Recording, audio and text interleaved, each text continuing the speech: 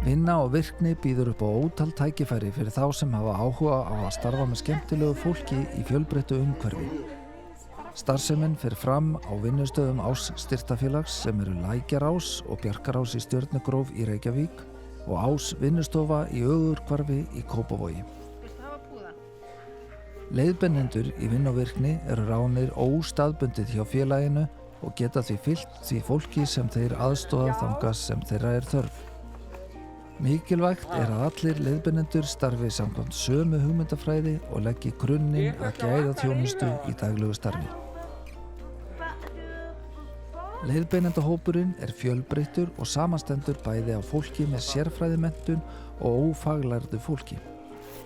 Sérfræðingar í vinnu og virkni eru til dæmis þroskaþjálfar, fólk með sérþekkingu á sviði lista og sköpunar eða með annars konar sérþekkingu á ákveðnum sviðum sem nýtist í starfinu. Ég heiti Guðbjörg Haraldsdóttir og er þroskaþjálfi og ég er búin að vinna í þessum bransa, þessu starfi í yfir 30 ár. Og ástæðan fyrir því að ég var þroskaþjálfi var sú að fyrst að ég lendi því að fara að vinna á del 20 á Kópavogshæli. Af því ég vissi ekkert hvað ég átti að gera þegar ég væri orðin stór eftir framhaldsskóla. Og fékk vinnu þar og einhvern veginn heillaðist rosalega mikið af þessu starfi þó að ég vissi ekkert um það. Þannig ég ákvað að fara í Þroskaþjálfaskóla Íslands sem hét þá. Þá var þetta ekki komið að háskólastig. Og kláraði mín 3 ár þar og hafði síðan verið nemi í Lækjarási og bara leist rosa vel á þannig stað. Og gat hugsað mér að vinna í dagvinnu, þannig ég byrjaði hér 1993 og þá einmitt, hún Nanna sem situr við hliðina á mér, þá byrjuðum við bara saman.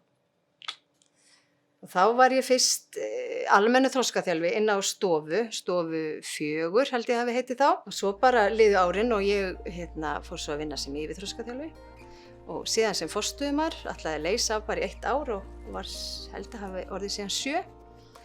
Svo ákvaði ég að flytja til Noregs og tók mér þá leyfi og ætlaði verið 1 ár og þetta 1 ár var það 10. Svo ákvaði við hjónin að flytja aftur til Íslands og ég hafði sem sagt í Noregi verið að vinna í dagþjónustu og var að vinna sem þroskaþjálfi á gólfinu, ekki sem forstöðumaður. Þannig að ég fór að hugsa til styrktarfélagsins að því mér leið alltaf rosalega vel þar. Og athuga hvort ég geti fengið vinnu þar. Og það var vinna fyrir mig. Og ég endaði í Lækjarási þar sem ég hafði byrjað. En núna ekki sem sagt forstöðumaður heldur sem stofustjóri heitir það víst núna og er stofustjóri setrinu, þar sem Nanna er, sem er fyrir svona eldra fólk með fötlun og kann afskaplega vel við mig þar, af því þar er ég komin aftur eiginlega þar sem ég byrjaði.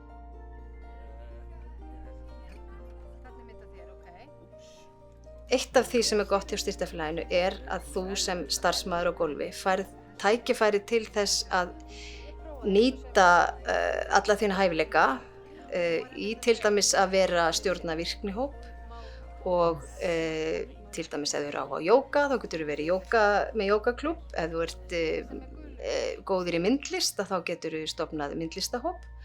Þannig að þeir eru alltaf að leita eftir að virkja hæfileika hvers og eins sem best og það finnst mér virkilega að maður hafi tækifæri til.